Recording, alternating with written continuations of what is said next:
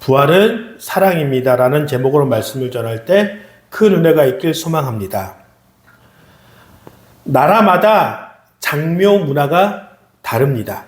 지금 우리나라는 한 20년 전, 30년 전에 비하여 완전히 다른 장묘 문화를 갖고 있습니다. 예전에는 시신을 관에다 묻는 그런 장묘 문화였다면 지금은 거의 한 70%, 80% 아니면 90%까지 화장하는 그런 문화를 갖고 있습니다. 그래서 성경을 이해할 때도 이런 장묘 문화가 지금이 우리가 갖고 있는 생각과 문화가 차이가 있는 것을 생각하면서 봐야지 이해를 정확하게 할 수 있습니다. 성경에서 사람이 죽었다라고 하는 이 표현은 좀 다르게 표현되어진 경우가 종종 있습니다. 스테반 집사님이 복음을 전하다가 돌에 맞아서 숨을 거두실 때 사도행전에서는 그가 죽었다라고 표현하지 않고 어떻게 표현되어 있죠? 잠에 들었다. 잔다라는 표현을 하고 있습니다. 그리고 구약에서는 특별히 족장 시대 때는 아브람과 여러 사람들이 나올 때는 죽었다라고 표현하는 대신 그들이 조상에게로 돌아갔다라는 표현을 사용되어집니다. 창세기 25장 8절에 보면 아브라함은 자기가 받은 목숨대로 다 살고 아주 늙은 나이에 기운이 닿아 숨을 거두고 세상을 떠나 조상들이 간 길로 갔다. 그리고 이스마엘도 동일하게 조상에게로 돌아갔다라는 표현을 사용되어집니다. 이것은 이스라엘의 장묘 문화를 알지 못하면 이해할 수 없는 그런 단어입니다. 이스라엘은 우리는 지금 땅을 파서 그 땅을 판 곳에 시신을 안치하고 무덤을 만드는 그런 장묘 문화라면은 이스라엘 당시는 바위나 돌에 그것을 깎아내고 파서 그 안에다가 묘지를 만드는 그런 문화입니다. 그래서 성경에 보면 특별히 예수님께서 그렇게 무덤에 들어가실 때 여러 가지 재미있는 표현이 나옵니다. 원래 예수님께서 무덤이 없는 상태에서 아리마대 사람 요셉이라는 사람이 그 성경의 표현대로 그는 부자였다라고 나옵니다. 그런데 이 아리마대 사람 요셉이 예수님을 한 번도 사용하지 아니한 무덤에 예수님을 안치시켰다라고 얘기하고 있습니다. 즉, 이 말을 근거로 이야기한다면 이스라엘 사람들은 무덤을 한 번만 사용하는 것이 아니라 여러 번 사용한다라고 볼 수 있습니다.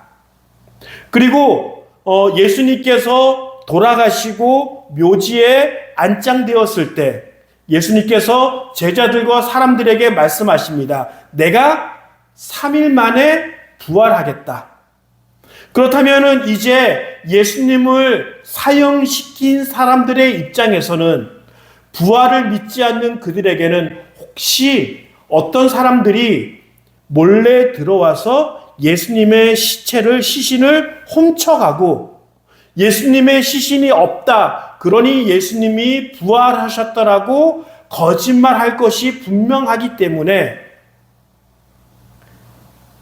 예수님의 무덤에 있는 돌을 어떻게 하자고요? 뭔가 봉해놓자. 이것은 그 당시 예수님 당시의 장묘 문화는 굴을 파서 동굴을 만들어서 아주 커다란 돌을 문으로 만들고 그것을 옮겨서 열고 다시 옮겨서 닫는 그런 문화였습니다. 한번 보실까요? 조그만 미니어처인데 이렇게 움직일 수 있는 그런 문화였던 것을 볼 수 있습니다. 어찌하였던 이렇게 그 안에는 사람의 시신을 넣을 수 있는, 우리 같은 침대는 아니지만 침대같이 눕힐 수 있었고, 그래서 그 시신이 다 부패되어지고 다 분해되어져서 뼈만 남았을 때 그 유골을 모아서 그 유골함 커다란 것을 만들어서 그 안에다 모아둡니다. 그리고 그의 할아버지도, 그의 아버지도, 그도, 그의 아들도, 그의 손자도 대대 자손 손손이 그렇게 무덤을 사용합니다. 그래서 죽었다는 것은 내가 그 무덤에 안치되었고 그 무덤 안에서 다 살이 없어진 다음에 뼈를 모아서 그 뼈를 모아둔 곳에 모아두면 조상들이 그 뼈가 있는 곳으로 돌아간다라고 하는 표현으로 조상에게로 돌아간다는 표현을 사용합니다. 보통 우리는 위대한 왕이 있었을 때 그 나라의 위대한 왕의 무덤을 종종 관광하게 됩니다. 우리가 세계적으로 7대 미스터리 건축물이다 하고 얘기하는 것 중에 피라미드가 있죠. 이 피라미드는 이집트 왕의 무덤이에요. 그리고 터키에 가면, 튀르키에 가면 넴루트 산이라는 그 정상에 안티오코스 1세라는 왕이 죽어서 무덤을 만들었습니다. 그런데 이 무덤을 어떻게 만들었냐면은 산 꼭대기에 자갈을 쌓습니다. 얼마나 많은 자갈을 쌓냐면, 왜 자갈을 또 높이 쌓았을까요? 도굴하지 못하도록. 뭔가 흙이나 돌로 쌓으면 뚫으면 되잖아요. 그런데 돌로 쌓았다는 것은, 자갈로 쌓았다는 것은 내가 그것을 파면은 내가 죽을 수 있고 무너져서 흘러내릴 수 있기 때문에. 또 우리가 잘 알고 있는 진시황의 그 병마용을 우리는 볼 수 있어요. 아직까지 우리는 진시황릉을 못 봤어요. 진시황릉 그 옆에 있는 그 진시황을 지키기로 한 병마용만 발굴되었고 그것을 보고 대단하다고 얘기합니다. 또 인도의 대표적인 타지마할, 그것도 사랑하는 아내를 위해서 무덤으로 만든 그런 묘지인 거예요. 그리고 더 나아가서 순장이라는 제도도 있었어요. 이 순장이 뭐냐면, 왕이 죽었을 때 사후 세계에 왕을 보필하는 사람이 필요하다라고 생각되어져서 노비, 첩, 신하들을 같이 무덤에다 매장하는, 그러니까 살아있는 사람들을 생매장시키는 나쁜 문화이지만 이런 문화들이 전 세계적으로 보여지고 있습니다. 그래서 이 순장 제도는 부여, 고구려 초기, 가야 이런 지역에서 보여집니다.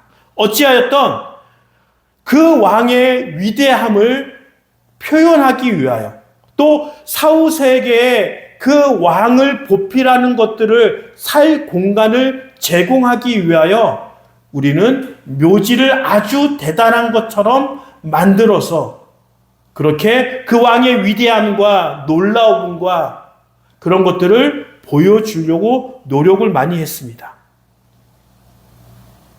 엄청난 무덤과 엄청난 왕궁이 그 사람의 위대함을 얘기해 주지 못해요. 오히려 예수님께서 돌아가셨고 그 초라한, 그 높은 위대한 왕들과 비교할 수 없을 만큼의 초라한 그 무덤이지만 그 무덤에 위대함이 있어요. 그것은 비어있는 무덤이에요.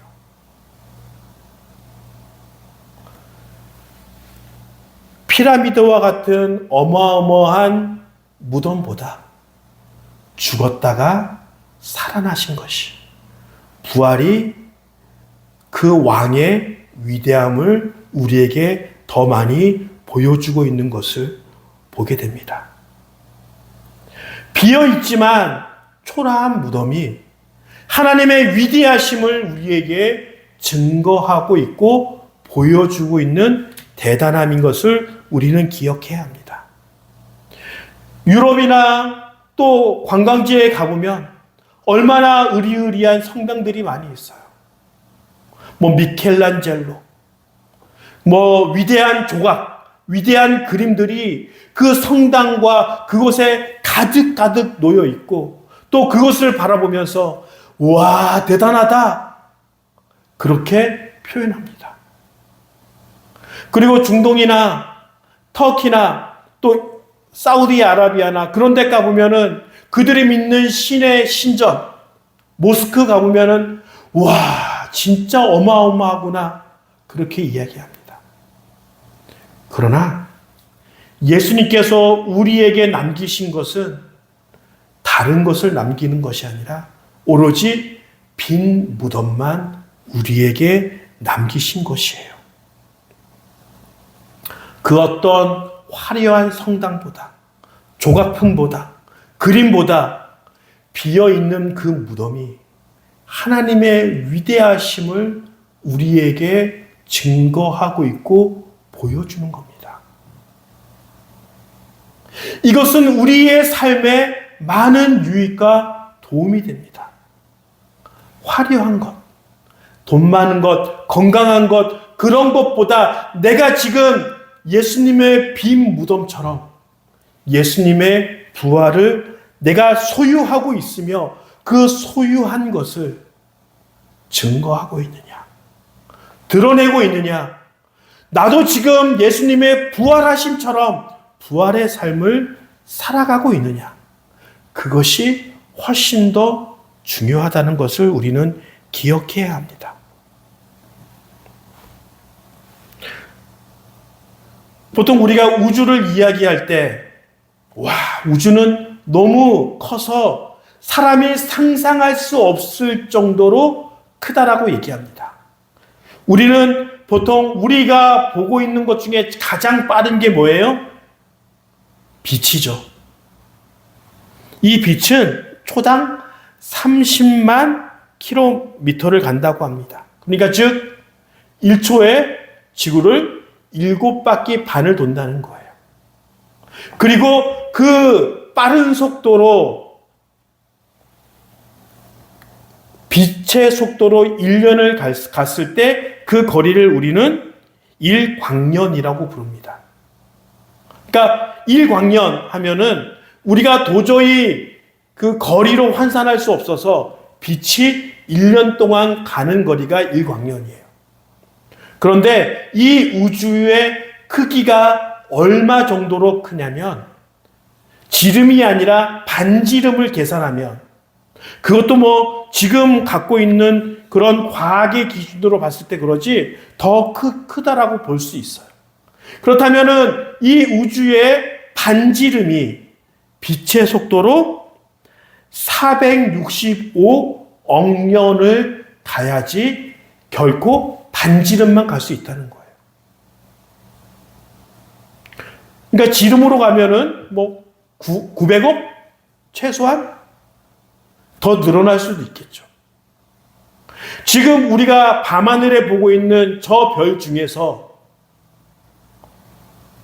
아마도 지금은 보이지만 빛이 오는 그 속도에 따라서 보면 없어진 별들도 매우 많을 것입니다. 왜 제가 우주의 크기를, 이 우주의 위대함을 얘기하냐면, 하나님께서는 이 어마어마한 크기의 우주를 말 한마디로 창조하셨어요. 빛이 있으라, 땅이 있으라. 하나님은 뭔가 위대한 행동과 위대한 삶을 통하여 이 세상, 이 어마하고 위대한 우주를 창조하신 것이 아니라 말씀 한마디로 천지를 창조하셨어요.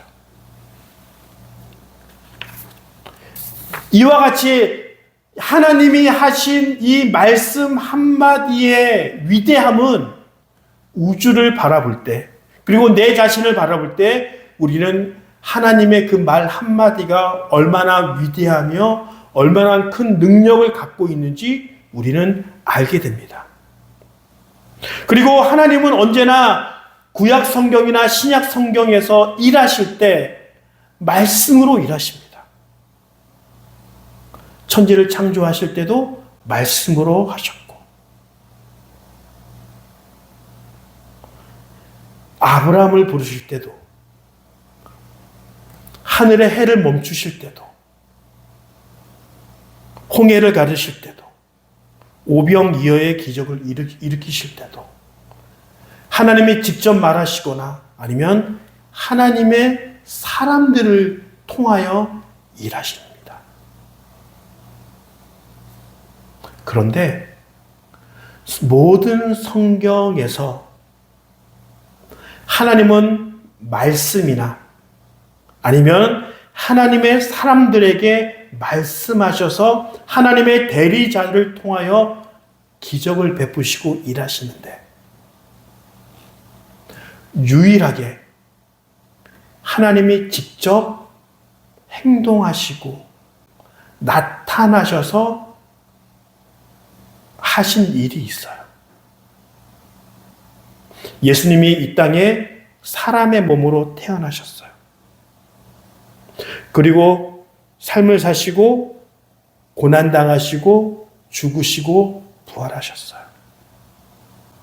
인류의 모든 역사 가운데 하나님은 말씀으로 일하시고 하나님의 대리자를 통하여 일하셨지만, 예수님이 고난당하시고 예수님이 죽으시고 부활하신 그 모든 것은 하나님이 직접 이 땅에 오셔서 삶으로 우리에게 보여주신 그것으로 우리는 알고 있습니다.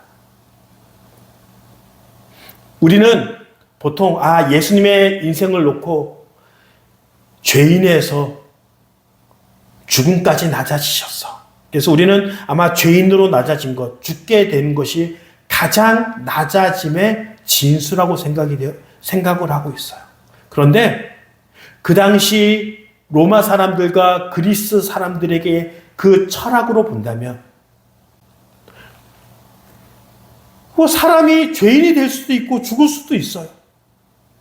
소크라테스도, 그 위대한 철학자도 죄인이 됐고 죽었잖아요. 그런데 그들 철학적인 사상에 의하면 신이 사람으로 이 땅에 육신을 입고 태어난 것은 도저히 받아들일 수가 없었던 거예요. 그들에게 이원론적인 생각을 갖고 있어서 신은 선하고 육체는 악하고 사람은 악하기 때문에 선하신 존재가 육체를 입어서 죄의 몸으로 이 땅에 왔다는 것을 받아들일 수 없었던 거예요. 그래서 바울이 가는 곳마다 이야기를 하고 선포하는 것은 하나님이 육체를 입어 이 땅에 오셨다는 거예요.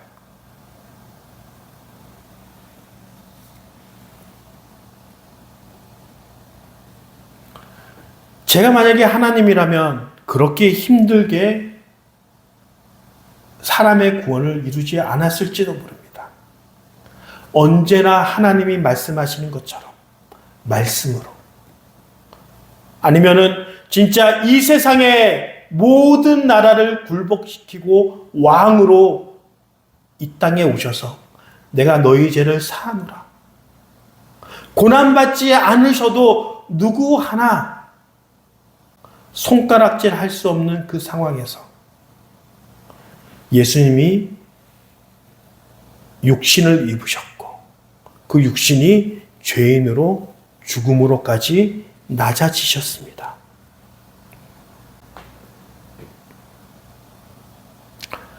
어쩌면 우리는 그 부활이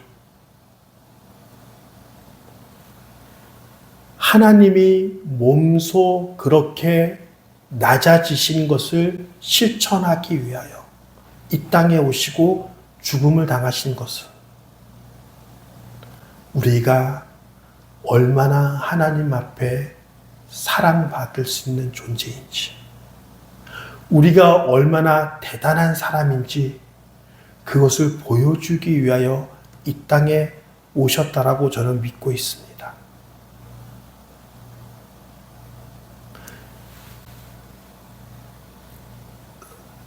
이 우주를 만드실 때 말씀으로 만드셨는데 나를 구원하기 위해서는 고난을 받기 위하여, 십자가를 지기 위하여, 부활하시기 위하여 직접 하나님이 고난받기 위하여 태어나신 거예요. 나란 존재가 그런 거예요.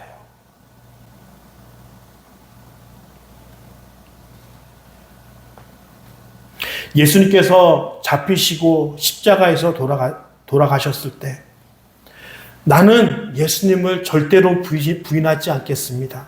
3번이나 호언장담한 베드로는 어린아이 앞에서, 어린 여자아이 앞에서 3번이나 예수님을 욕하고 저주하며 예수님을 비난합니다.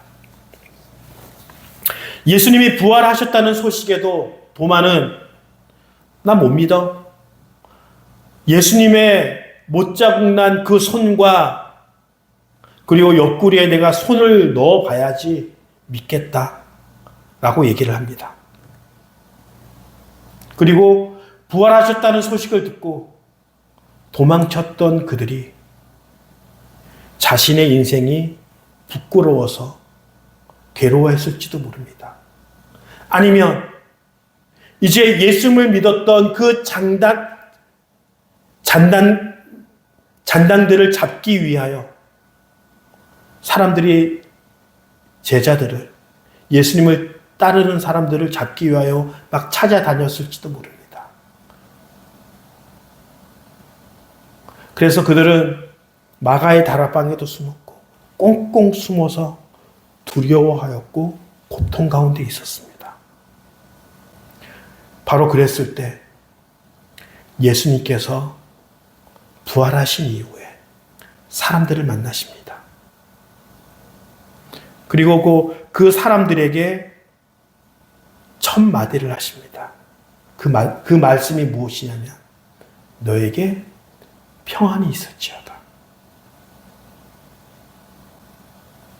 여기서 이야기하는 평안은 카이레네라고 하는 히브리 단어입니다. 그냥 이 얘기는 우리나라 사람들이 인사할 때 안녕하세요 라고 하는 인사말로도 사용이 되어지는 그런 인사말입니다. 그러나 성경에서 그 곳곳에서 도마를 만나시고 제자들을 만나시고 오늘 읽었던 마리아를 만났을 때도 동일하게 예수님께서는 카이레네, 평안이 있을지어다, 기뻐할지어다, 동일한 단어를 사용하면서 그들에게 인사를 건네기 시작합니다. 예수님의 죽음 때문에 슬퍼하고 고통스러웠던 사람들, 예수님을 비난하고 내가 예수님을 떠나지 않겠습니다라고 다짐했지만 도망칠 수밖에 없던 자기 스스로의 나약함으로 인해 고통당하는 사람들, 나도 예수님처럼 잡히면 어떨까? 나는 저렇게 고난당하면 안 될 텐데 라고 스스로 고난을 피해 도망가는 사람들을 향하여 예수님께서 말씀하십니다. 평안이 있을지어다. 기뻐하라.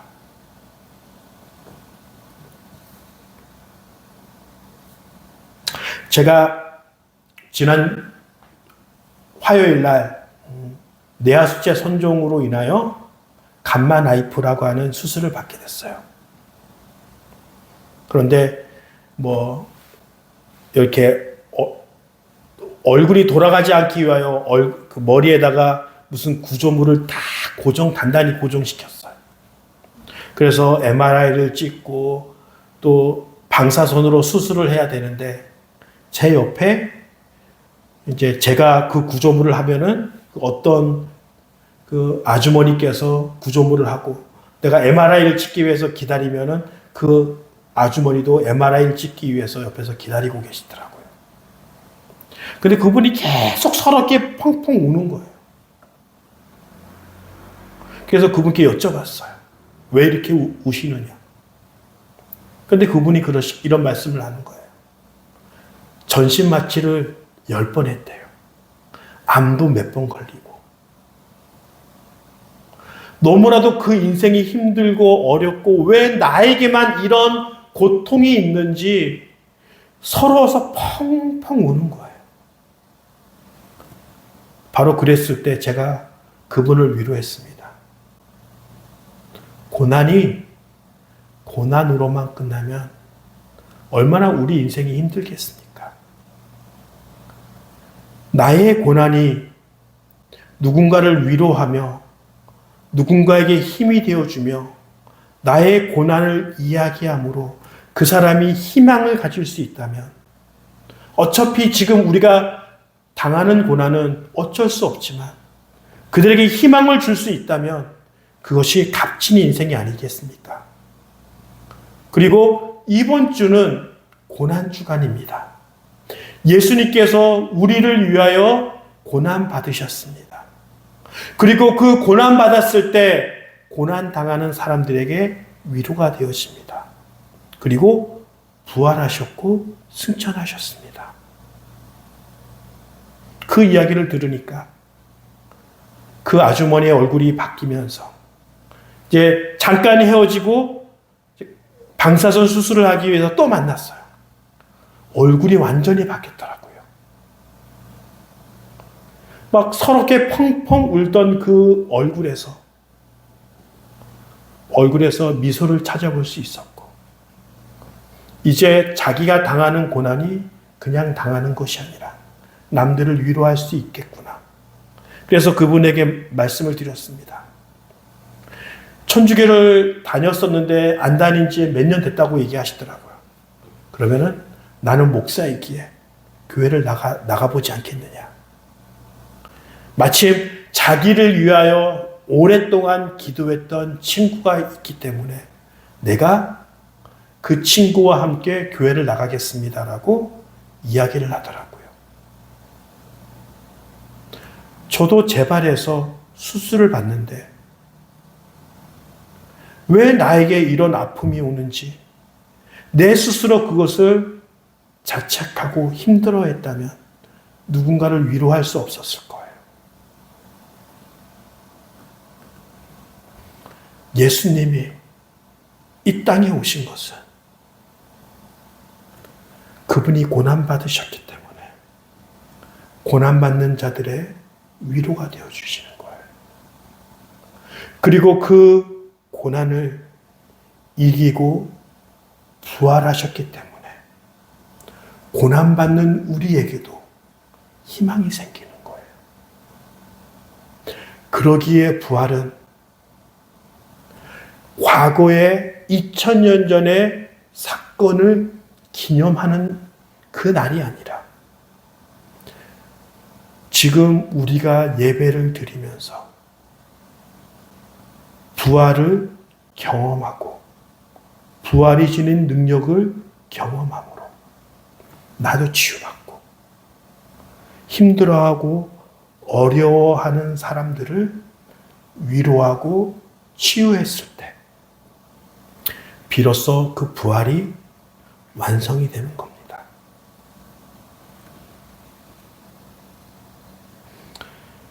지금 예수님께서 부활하신 다음에 우리에게 인사를 건네십니다. 평안하느냐? 카이레네. 평안하느냐? 기뻐하느냐? 이 부활절을 맞이하여